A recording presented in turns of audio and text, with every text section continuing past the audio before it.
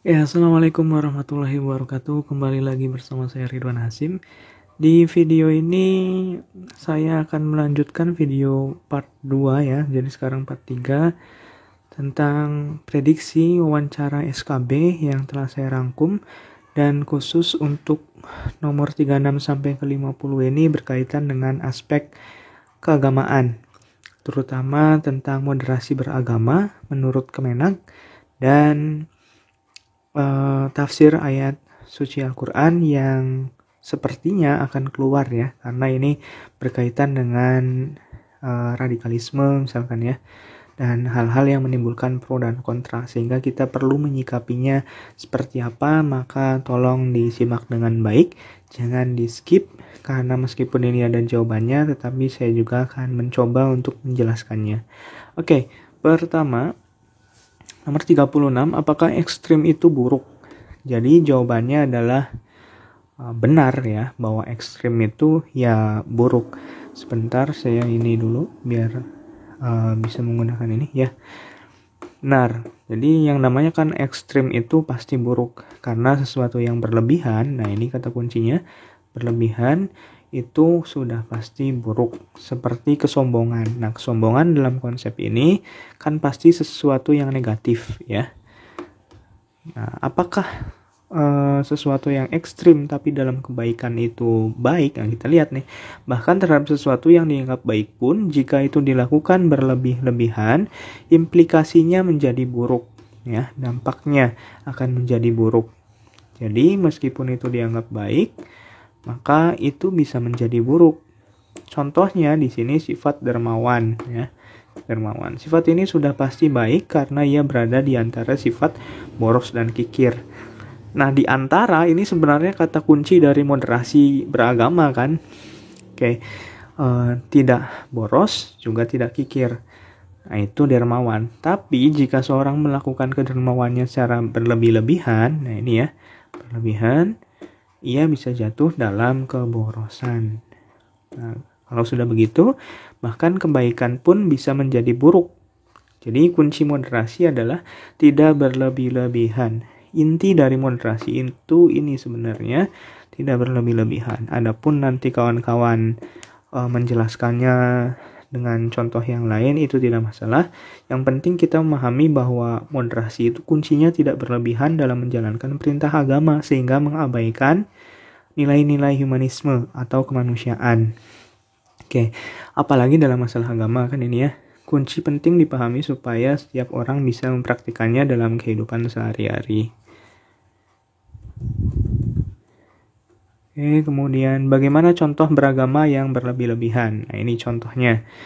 Contoh paling gamblang adalah ketika seorang pemeluk agama mengkafirkan saudaranya sesama pemeluk agama yang sama hanya gara-gara mereka berbeda dalam paham keagamaan, padahal hanya Tuhan yang Maha tahu apakah seorang sudah masuk kategori kafir atau tidak. Nah, ini jawabannya. Contoh yang paling sederhana tapi bisa mengakibatkan konflik ini, mengkafirkan saudaranya. Terhadap orang yang berbeda agama sekalipun, konsep moderasi itu kita tidak boleh atau harus menghindari ungkapan-ungkapan yang bisa mengakibatkan saudara kita yang berbeda agama itu sakit hati misalkan. Karena pasti dari sakit hati itu akan menimbulkan konflik antar pemeluk agama, bahkan antar sesama kita sebagai warga negara Indonesia. Jadi mengkafirkan ini tidak boleh ya dalam konsep moderasi beragama, apalagi ini terhadap sesama muslim. Nah, hanya gara-gara berbeda dalam paham keagamaan, atau ketika musim kampanye kemarin ya, musim pemilu, berbeda pilihan malah mengkafir-kafirkan. Oke, ini intinya adalah ini yang paling mudah tidak mengkafirkan saudara, karena hanya Tuhan yang Maha tahu. Oke. Kemudian contoh lainnya adalah seorang yang bersembahyang terus-menerus. Nah, ini bersembahyang terus-menerus dari pagi hingga malam tanpa memberikan problem sosial di sekitarnya, bisa disebut berlebihan dalam agama. Kenapa? Karena pada dasarnya manusia ini diciptakan memang kan untuk beribadah, tapi dalam konteks yang lain kita juga sebagai makhluk sosial, maka kita harus mengetahui, harus peduli terhadap masalah-masalah di sekeliling kita. Jadi konsep beragama yang baik itu bukan hanya mementingkan konsep hablum minallah ya kalau dalam Islam, tapi juga kita harus ingat dalam Islam ada istilah hablum minan nas. Jadi keseimbangan hubungan antara manusia dengan Tuhan, ada keseimbangan hubungan dengan sesama manusia juga kita dapat gitu. Bahkan saya teringat ketika dulu belajar agama itu, ketika kita ingin sholat, mau Allahu Akbar gitu ya, kemudian ibu kita memanggil kita atau ada tamu, maka kita membatalkan dulu sholatnya, nggak jadi melanjutkan gitu ya, buka dulu pintu atau memenuhi panggilan ibu itu kan. Nah itu bagian dari kita menjaga. Karena kenapa? Karena kalau kita berhubungan dengan manusia, mungkin kita tidak akan pernah bertemu lagi dengan manusia, dengan ibu kita, dengan tamu yang tadi contoh. Tapi ketika dengan Allah, ya insya Allah kita juga akan kembali kepadanya gitu ya. Nah, itu salah satu contoh.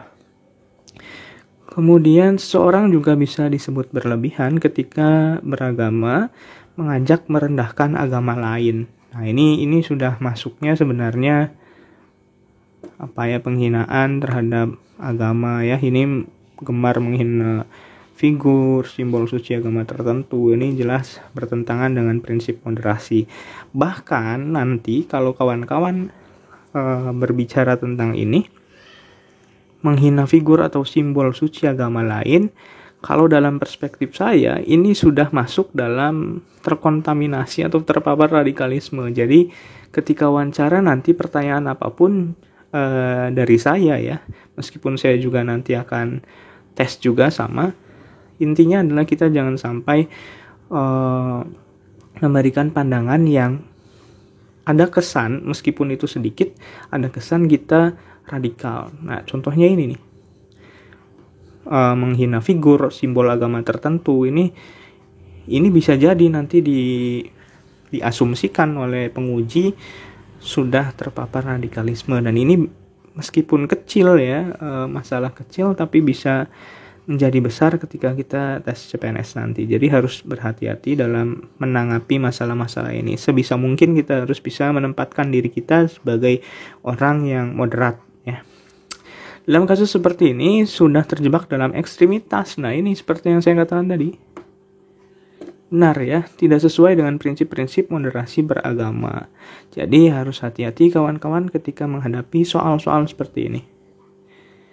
Oke, selanjutnya apa prinsip beragama yang moderat? Prinsipnya itu ada 2, adil dan berimbang. Ya, bersikap adil berarti menempatkan segala sesuatu pada tempatnya. Nah, ini menempatkan sesuatu pada tempatnya, seraya melaksanakannya dengan baik dan secepat mungkin.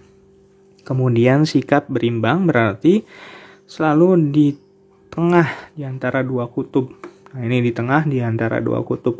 Maksudnya 2 kutub di sini apa? Maksudnya 2 kutub kalau yang saya pelajari ya dari berbagai webinar, dari berbagai ceramah, terutama dari kaum Nahdiyin ya, kalangan NU, 2 kutub yang dimaksud adalah fundamentalis. Fundamentalis itu orang-orang yang mengartikan Al-Quran secara tekstual, bukan kontekstual. Jadi apa yang dikatakan Al-Quran khilafah misalkan, mereka memaknainya ya udah khilafah saja gitu, tapi tidak melihat bagaimana latar belakangnya, bagaimana konteks ceritanya, sehingga itu akan rentan sekali menjadi radikal atau ekstremis gitu. Itu yang dimaksud. Yang satu fundamentalis, atau ya katakanlah kalau sekarang radikal, ekstrim gitu ya. Nah satu lagi adalah kutub liberalis atau terlalu bebas dalam beragama. Nah maka moderat itu berada di antara keduanya, tidak juga tekstual tapi tidak juga liberal gitu. Jadi berada di kedua-duanya, menggunakan Al-Quran dan hadis sebagai sumber rujukan utama, tapi juga menggunakan akal. Nah, akal di sini adalah maksudnya alam pikiran dari ulama-ulama terdahulu tentang hal-hal yang menjadi permasalahan di dalam Al-Quran dan hadis itu sendiri. Jadi seperti tafsir lah ya. Oke. Dalam hal ibadah ya, misalnya seorang moderat yakin bahwa beragama adalah melakukan pengabdian kepada Tuhan. Nah, ini dalam bentuk menjalankan ajarannya yang berorientasi pada upaya memuliakan manusia. Jadi ini intinya, bagaimana kita beragama adalah pada akhirnya untuk memuliakan manusia, sesama manusia. Setiap agama pasti memiliki nilai inti untuk memuliakan manusianya atau menawarkan kedamaian, ketenangan ya. Dan itu berbanding terbalik dengan pandangan-pandangan radikalisme dan sebagainya. Oke. Kemudian bagaimana contoh melanggar batasan kesepakatan bersama. Nah, ini contoh tentang kebangsaan ya. Contohnya jika seorang atas nama ajaran agama melanggar butir-butir Pancasila. Ini Undang-Undang Dasar Negara Republik Indonesia, kemudian NKRI yang telah menjadi kesepakatan bersama bangsa Indonesia dalam berbangsa dan bernegara, itu sudah bisa dinilai ekstrim dan melanggar. Wah, ini lebih tegas lagi dalam konteks kebangsaan kita, konsensus bersama ya, kesepakatan bersama yang meliputi Pancasila, Undang-Undang Dasar, dan NKRI, orang sudah dikatakan atau dicap melanggar dan bahkan ekstrim ketika mengingkari kesepakatan ini. Misalkan mendukung khilafaisme misalkan ya, karena itu tidak sejalan dengan ideologi negara kita. Atau di sisi lain juga mendukung syariat Islam sebagai undang-undang dasar gitu. Nah, itu juga melanggar konsensus yang telah disepakati bersama dari awal negara kita berdiri sampai dengan sekarang. Itu sudah bisa dinilai oleh penguji nanti melanggar atau bahkan ekstrim. Oke, kemudian apa contoh melanggar batasan ketertiban umum? Jika seorang memaksakan diri beribadah di tengah keramaian lalu lintas. Nah, ini melanggar ketertiban umum yang menyebabkan kemacetan bahkan rawan menimbulkan kecelakaan, maka ya sudah melanggar ketertiban umum. Intinya adalah ketika beribadah ya kita harus sesuai dengan tempatnya gitu ya. Tidak segala sesuatunya ada tempatnya, tidak melakukan hal-hal yang bisa menimbulkan kekacauan di dalam masyarakat, juga menimbulkan terganggunya aktivitas masyarakat lain karena apa yang kita lakukan. Jadi ya proporsional saja lah ya bahasanya. Oke. Kemudian bagaimana orang moderat memahami kemanusiaan? Kemanusiaan adalah salah satu esensi agama. Ini harus digarisbawahi oleh kawan-kawan. Bahwa inti dari moderat tadi seperti yang saya katakan adalah manusia. Memanusiakan manusia. Hubungan antara manusia dengan manusia baik, hubungan dengan manusia dengan Tuhan baik gitu. Tidak mengesampingkan salah satu di antaranya. Jadi kemanusiaan diyakini sebagai fitrah agama yang tidak mungkin diabaikan. Agama mengajarkan bahwa menjunjung tinggi kemanusiaan adalah inti pokok agama. Nah, ini menjunjung tinggi kemanusiaan. Inti pokok agama. Bagaimanapun juga, kita sebagai orang yang bertuhan, maka harus menjunjung tinggi nilai-nilai kemanusiaan. Ya, dalam Pancasila itu kan bagus sekali. Yang pertama, tentang ketuhanan. Yang kedua, tentang nilai-nilai kemanusiaan. Bahwa ya memang Pancasila sendiri bagian dari moderasi sebenarnya ya. Kalau kita melihat sejarahnya juga kan di part 2 atau 1 itu saya sudah menjelaskan bagaimana Kementerian Agama adalah manifestasi dari syariat Islam itu sendiri gitu ya. Oke, kemudian Tuhan diyakini menurunkan agama dari langit ke bumi justru untuk melindungi kemanusiaan. Lagi-lagi kata kemanusiaan ini yang harus kita garis bawahi. Pendek kata, pokok ajaran agama adalah untuk menjaga kemanusiaan, bukan untuk menghancurkan kemanusiaan itu sendiri. Ya. Jadi kalau ada paham ekstrim atas nama agama yang berakibat menghancurkan kemanusiaan, misalnya terbunuhnya orang tak bersalah, paham itu jelas bertentangan dengan fitrah agama dan tentu saja tidak dapat dibenarkan. Ya, ini bertentangan dengan fitrah agama dan tidak bisa dibenarkan. Oke, selain itu juga kan tentu orang yang melakukan hal seperti ini akan berhadapan dengan hukum karena negara kita adalah negara hukum. Jadi apapun itu bentuk-bentuk keagamaan yang bisa mengganggu aktivitas orang lain, mengganggu ketentraman, kedamaian, kenyamanan orang lain, maka itu bisa dikatakan sebagai aktivitas keagamaan yang bertentangan ya dengan fitrah ajaran agama manapun, bukan hanya Islam. Oke, kemudian orang moderat akan sangat mempertimbangkan kepentingan kemanusiaan di samping kepentingan keagamaan yang sifatnya subjektif. Nah, ini akan mempertimbangkan kepentingan kemanusiaan di samping kepentingan keagamaan yang sifatnya subjektif. Bahkan dalam situasi tertentu, kepentingan kemanusiaan mendahului subjektivitas keagamaannya. Ini betapa orang moderat memaknai kemanusiaan ini sangat baik sekali. Kemarin kalau tidak salah itu ada ceramah Gus Baha di Universitas Islam Malang ya. Beliau menjelaskan di Universitas Islam Malang itu tentang salah satu kisah Rasul Nabi Muhammad SAW tentang dakwanya. Ada salah satu perjanjian tapi saya lupa namanya perjanjian apa itu ya. Yang jelas dikatakan beliau itu sebenarnya merugikan umat Islam, tapi dengan pintarnya Rasulullah mengatakan tidak apa-apa, orang Muslim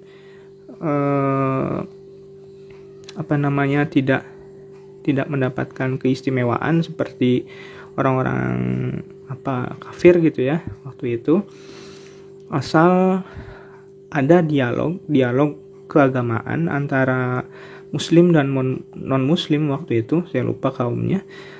Muslim dan non-Muslim waktu itu diperbolehkan selama 10 tahun ya, diperbolehkan untuk dialog keagamaan. Tapi di satu sisi orang yang ingin memeluk agama, dari kalangan mereka yang ingin memeluk agama Islam itu tidak boleh, harus kembali lagi. Sementara orang Islam yang ingin keluar dari Islam itu diperbolehkan oleh Rasulullah, itu disetujui dengan catatan kata Rasulullah, yang penting dalam 10 tahun ke depan ada diskusi tentang keagamaan antara agama Islam dengan kelompok mereka.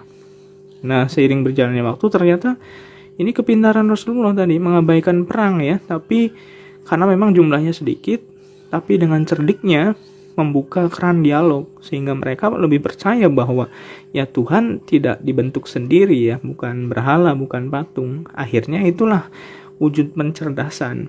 Ketika dialog terbuka, maka Islam sebenarnya yang diuntungkan. Maka di sini yang paling penting sebenarnya dalam memaknai agama adalah bagaimana kita meyakinkan, konteksnya adalah Muslim ya, meyakinkan bahwa agama Islam adalah memang agama yang benar dengan cara yang benar, bukan dengan kekerasan. Karena belum tentu kekerasan bisa menjadikan orang menjadi Muslim, bahkan cenderung memusuhi gitu ya kalau dalam konteks sekarang. Oke. Kemudian samakah moderasi beragama dengan moderasi agama? Tidak sama jawabannya ya. Agama tidak perlu dimoderasi. Ya tadi, bahwa agama itu sebenarnya mengajarkan prinsip moderasi, keadilan dan keseimbangan. Jadi bukan agama yang harus dimoderasi. Jadi jangan sampai salah paham nih ya. Bukan agamanya yang harus dimoderasi, melainkan cara. Nah ini, cara penganut agamanya dalam menjalankan agamanya itulah yang harus dimoderasi. Kita tahu agama Islam itu satu, tapi kelompoknya ini kan banyak. Ada kelompok-kelompok tertentu, ada kelompok yang katakanlah Islam moderat, seperti NU, Muhammadiyah, ada yang lain juga kan. Tapi coba lihat cara pandang mereka dalam menjalankan agamanya, pasti berbeda. Sama di Indonesia misalkan, mereka yang katakanlah radikal memaknai tafsir surat tertentu dengan cara mereka sendiri, sementara kelompok tertentu dengan memaknainya berlainan. Nah itu cara pandang ya, cara penganut agama menjalankan agamanya, itulah yang berbeda. Maka dalam konteks ini, kita sebagai penganut agama harus bisa menjalankan ajaran agama itu dengan moderasi, pandangan yang tegak lurus ya, tegak lurus di tengah. Tidak ada agama yang mengajarkan ekstremitas, tapi juga tidak sedikit orang menjalankan ajaran agama berubah menjadi ekstrim. Ini karena cara pandangnya berbeda. Cara pandangnya tidak moderat. Jadi ini, dan biasanya mereka yang cenderung ekstrim ini karena memiliki semangat beragama yang tinggi, tapi di satu sisi baru mengenal ajaran agama. Atau dengan kata lain, ajaran agama atau ilmu agama yang mereka kuasai itu baru sedikit, baru ya riak-riak kecilnya lah ya. Sehingga mudah untuk dijatuhkan dalam ekstremitas atau radikalisme. Kemudian, mengapa moderasi beragama diperlukan? Moderasi beragama diperlukan karena sikap ekstrim dalam beragama tidak sesuai dengan esensi ajaran agama itu sendiri. Nah ini, tidak sesuai dengan esensi ajaran agama itu sendiri, maka diperlukan moderasi agama. Perilaku ekstrim atas nama ajaran agama sering mengakibatkan lahirnya konflik, rasa benci, intoleransi, dan bahkan peperangan. Nah ini nih, lahirnya konflik, rasa benci, intoleransi, dan peperangan yang memusnahkan peradaban. Sikap-sikap itulah yang perlu dimoderasi. Jadi intinya sebenarnya, mengapa sekarang Kementerian Agama sangat gencar sekali tentang moderasi beragama, termasuk ormas-ormas yang tadi saya sebutkan mengajarkan tentang moderasi agama, karena mereka ingin tegaknya negara kesatuan Republik Indonesia dengan cara-cara yang damai, seperti dulu Wali Songo atau Wali Sanga mengajarkan Islam di Indonesia itu kan dengan cara-cara yang halus, dengan cara-cara kearifan lokalnya, dengan menyentuh kebudayaannya. Meskipun dalam aspek lain kita juga harus garis bawahi bahwa tidak semua budaya yang ada di Jawa khususnya itu digunakan Wali Songo, tapi ada proses persilangan budaya, ada proses perubahan ya, dan itu menjadi tidak bertentangan dengan syariat Islam. Itu yang perlu digarisbawahi. Berikutnya, bagaimana menempatkan moderasi beragama dalam konteks Indonesia. Moderasi beragama adalah bagian dari strategi. Nah ini baru jelas nih. Strategi bangsa ini dalam merawat Indonesia, khususnya adalah strategi Kementerian Agama dalam hal ini. Sebagai bangsa yang sangat beragam, sejak awal para pendiri bangsa sudah berhasil mewariskan satu bentuk kesepakatan dalam berbangsa dan bernegara, yakni Negara Kesatuan Republik Indonesia yang telah nyata berhasil menyatukan semua kelompok agama, etnis, bahasa, dan budaya. Indonesia disepakati bukan negara agama. Ini harus digarisbawahi, Indonesia disepakati bukan negara agama, tapi juga tidak memisahkan agama dari kehidupan sehari-hari warganya. Nilai-nilai agama dijaga, dipadukan dengan nilai-nilai kearifan dan adat istiadat lokal. Beberapa hukum agama juga dilembagakan oleh negara. Ritual agama dan budaya terjalin berkelindan dengan rukun dan damai. Itulah sesungguhnya jati diri Indonesia, negeri yang sangat agamis. Nah ini, kenapa bukan negara Islam tapi dikatakan agamis? Ya karena dasar negara kita juga sebenarnya mencerminkan nilai-nilai keagamaan gitu ya. Kemudian belum lagi lihatlah bagaimana masyarakat Indonesia sering sekali menghubungkan apa yang terjadi dalam kehidupan sehari-harinya dengan aspek agama. Itu sudah menunjukkan bahwa bangsa ini sebenarnya sudah religius gitu ya. Dalam arti memang sudah mengenal adanya Tuhan, kemudian dalam aspek-aspek tertentu juga sering memadukan antara nilai-nilai religiusitas agama dengan nilai-nilai ilmu pengetahuan. Ya misalnya sekarang kawan-kawan juga barangkali selain melihat materi-materi pengetahuan seperti ini, tapi juga pasti melakukan amalan-amalan misalkan dengan baca sholawat dan lain sebagainya. Itu bagian dari masyarakat kita yang agamis sebenarnya. Kemudian dengan karakter yang santun, toleran, dan mampu berdialog dengan keragaman.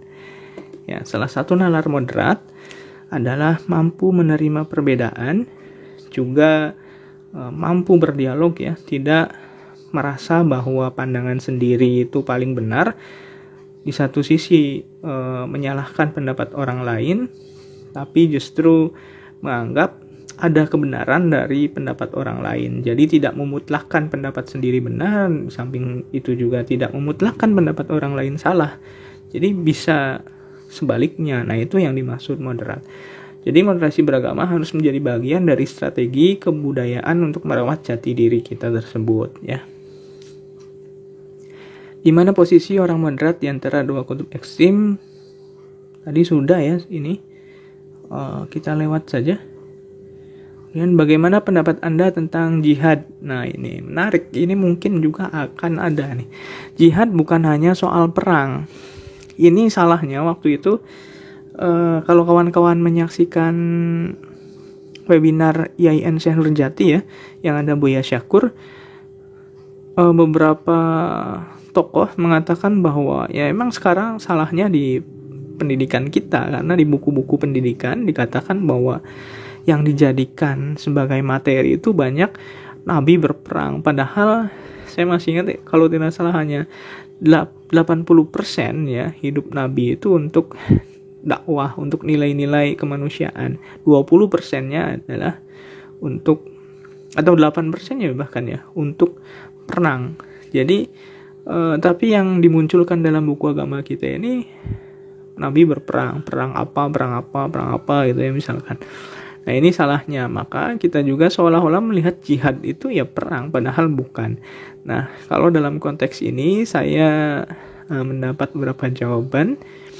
Jihad bukan hanya soal perang. Nah, ini bukan soal perang. Bukan soal perang ya.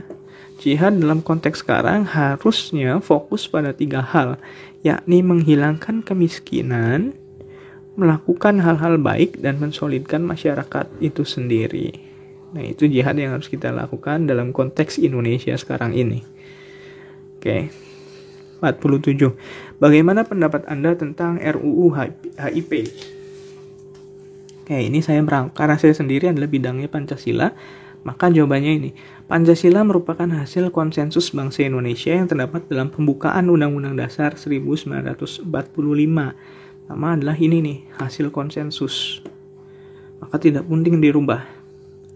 Kemudian menggantinya berarti mengubah pembukaan yang sama dengan menghancurkan NKRI. Mungkin kawan-kawan pernah mengingat di pelajaran waktu SMP atau SMA bahwa salah satu atau satu-satunya yang tidak bisa diubah dalam amandemen undang-undang adalah bagian pembukaan. Karena dalam bagian pembukaan terdapat Pancasila. Meskipun Pancasila di dalam pembukaan tidak dikatakan Pancasila, hanya butir-butirnya saja yang disebutkan, yang berdasarkan kepada Tuhan Yang Maha Esa, itu ya. Kemudian di satu sisi juga terdapat tujuan dan cita-cita negara Indonesia. Jadi itu tidak bisa diubah. Kalau diubah sama dengan NKRI itu runtuh gitu ya. Oke. Kedua, Pancasila sebagai ideologi dasar dan falsafah negara. Tidak perlu dibuatkan undang-undang. Karena apa? Karena posisinya Pancasila sebagai ideologi negara. Stat fundamental norm ya. Hanya saja, nah ini jalan tengahnya nih kalau kita berbicara tentang moderasi, jalan tengahnya. Hanya saja RUU tersebut dapat diubah menjadi RUU untuk BPIP. Ya. Dalam memumikan Pancasila, terutama sila kelima yang masih jauh panggang daripada api. Ini nilai-nilai keadilan sosial, terutama pada aspek ekonomi, juga hukum. Kan kita masih mengenal sekarang ada gium hukum tumpul ke atas, tajam ke bawah. Contohnya yang terbaru ya kebakaran Kejaksaan Agung barangkali ya. Oke. 48. Bagaimana pendapat Anda tentang tafsir surat Al-Maidah 51? Ini pertanyaan di tahun-tahun sebelumnya, tapi saya rangkum saja barangkali juga keluar. Oke. Apapun pertanyaannya, kalau berkaitan dengan tafsir surat, maka ada baiknya kita mengungkapkan dengan ini. Di awalnya, Al-Quran harus dimaksai secara kontekstual.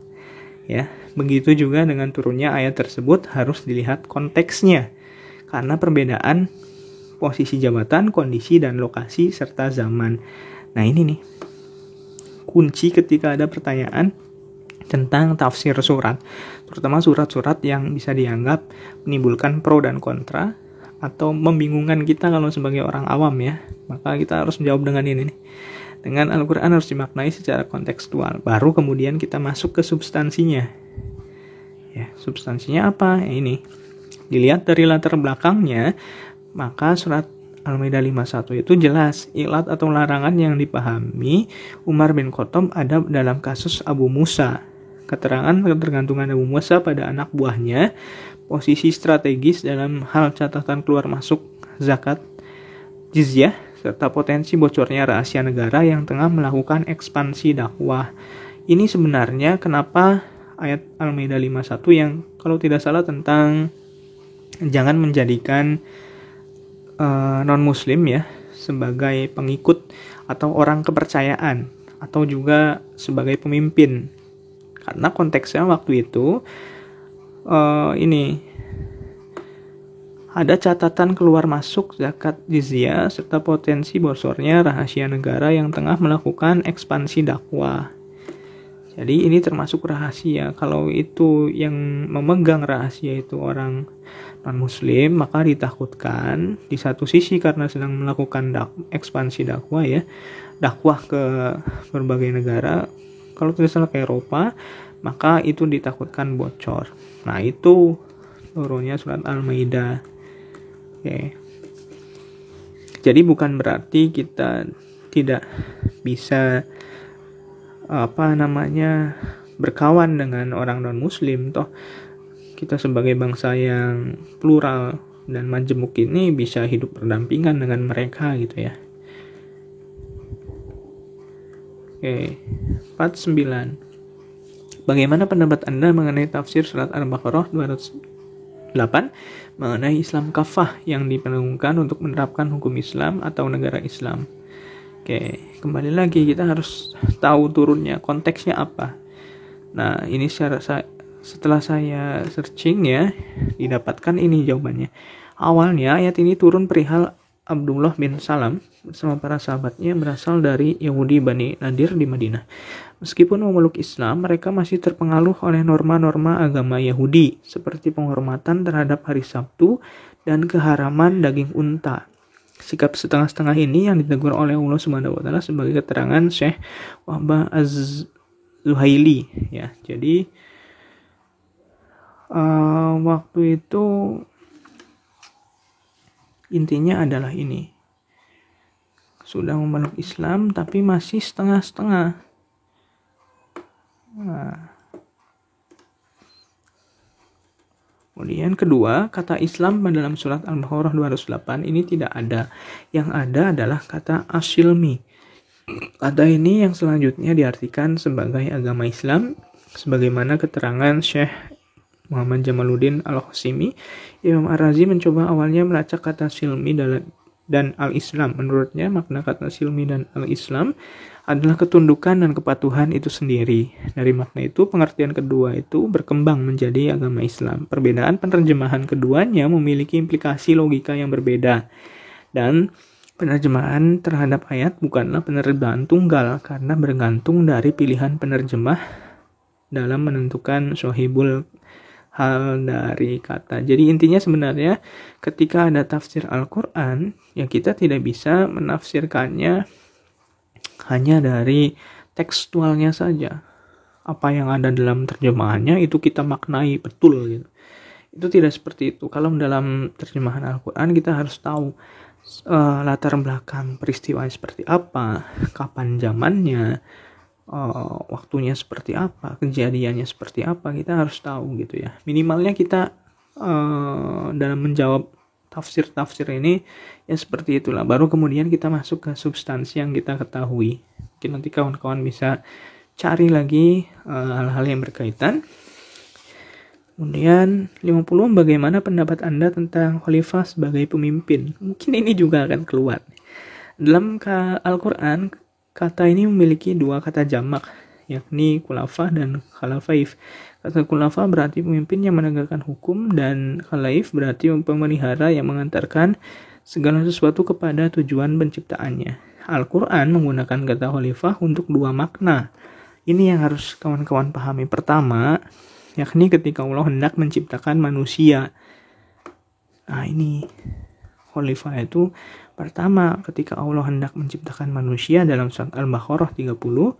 Ingatlah ketika Tuhanmu berfirman kepada para malaikat, sesungguhnya aku hendak menjadikan seorang khalifah di muka bumi. Yang dimaksud di sini adalah, ini sudah di bold sama saya, adalah manusia, yakni Nabi Adam alaihissalam, sehingga manusia adalah khalifah. Jadi yang dimaksud khalifah di sini sebenarnya merujuk pada Nabi Adam, karena akan menjadi pemimpin ketika nanti diturunkan ke bumi, ya, pemimpin bagi alam semesta. Itu konteksnya pertama. Jadi kekhalifahan yang sudah disandang oleh manusia ini menuntutnya untuk memelihara, untuk memelihara dan mengantarkan segala yang berwujud di dunia ini kepada fungsi dan tujuan penciptaannya. Itu maksudnya. Laut misalnya diciptakan sebagai tempat berlayar kapal untuk mencari ikan-ikan, mutiara dan sebagainya. Sehingga manusia sebagai khalifah memiliki tanggung jawab memelihara laut. Iklan dulu ya. Sehingga manusia sebagai khalifah memiliki tanggung jawab memelihara, ya mohon maaf ada motor lewat ya, karena saya di depan ini jalan. Oke, saya lanjutkan. Sehingga manusia sebagai khalifah memiliki tanggung jawab memelihara laut sesuai penciptaannya. Ketika ada seorang yang menyembelih ayam, anak ayam yang baru menetas atau memetik bunga yang belum mekar juga bisa dikategorikan tidak menjalankan fungsi kekhalifahan yang baik di muka bumi. Itu secara sederhananya. Oke. Kemudian yang kedua, penggunaan kata khalifah yang kedua, yakni ketika Nabi Daud diangkat sebagai penguasa yang termaktub dalam surat Sad 26 ya. Wahai Daud, sesungguhnya engkau Allah jadikan khalifah penguasa di bumi. Maka berikanlah keputusan perkara di antara manusia dengan adil, dan janganlah engkau mengikuti hawa nafsu, karena akan menyesatkan engkau dari jalan Allah. Sesungguhnya orang-orang sesat dari jalan Allah akan mendapat azab yang berat, karena mereka melupakan hari perhitungan. Khalifah yang dimaksud dalam hal ini adalah penguasa yang memiliki kekuasaan politik untuk mengatur masyarakat. Dan dalam konteks ini, kita tidak semua manusia bisa menjadi khalifah. Tidak semua manusia bisa menjadi khalifah. Dalam konteks kehidupan berbangsa dan bernegara, tidak semua individu wajib dan berhak menegakkan hukum sendiri-sendiri. Maka kekhalifahan dalam konteks ini bisa disamakan dengan sistem pemerintahan. Ya. Ini intinya. Kekhalifahan itu bisa disamakan dengan sistem pemerintahan kalau merujuk pada surat Al-Shad. Sistem ini bisa berbeda antara satu masyarakat dengan masyarakat lain, antara satu waktu dengan waktu lain. Contohnya sistem pemerintahan yang digunakan oleh Khulafaur Rasyidin ya, Abu Bakar, Umar, Utsman, dan Ali memiliki perbedaan. Dan di berbagai negara termasuk negara-negara Islam juga memiliki perbedaan. Indonesia sendiri menggunakan kekhalifahan yang berbentuk republik. Nah, ini menarik nih. Indonesia sendiri menggunakan kekhalifahan yang berbentuk republik. Jadi lebih dekat kepada sistem pemerintahan ya kalau dalam penafsiran ini yang berasaskan Pancasila. Sehingga secara singkat khalifah adalah sistem pemerintahan. Khilafah ya adalah sistem pemerintahan, dan khalifah adalah sosoknya atau pemimpinnya. Kalau di kita setiap 5 tahun mungkin berganti, mungkin 5 tahun berikutnya ya. Sistem pemerintahan bisa berbeda tergantung zamannya dan kesepakatan yang dibuat oleh mayoritas masyarakatnya. Oke, penutup ini. Jika engkau melihat seekor semut terpleset dan jatuh di air, maka angkat dan tolonglah. Barangkali itu menjadi penyebab ampunan bagimu di akhirat.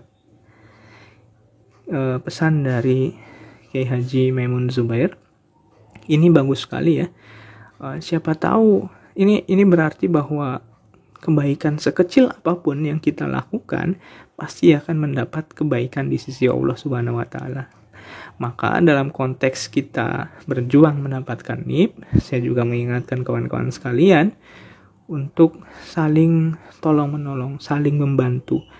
Barangkali kita lulus sebagai PNS di tahun ini bukan karena usaha kita yang belajar giat, tapi barangkali karena kita pernah menolong seseorang, karena kita pernah menolong sesuatu, dan kita didoakan oleh yang telah menolong kita tersebut.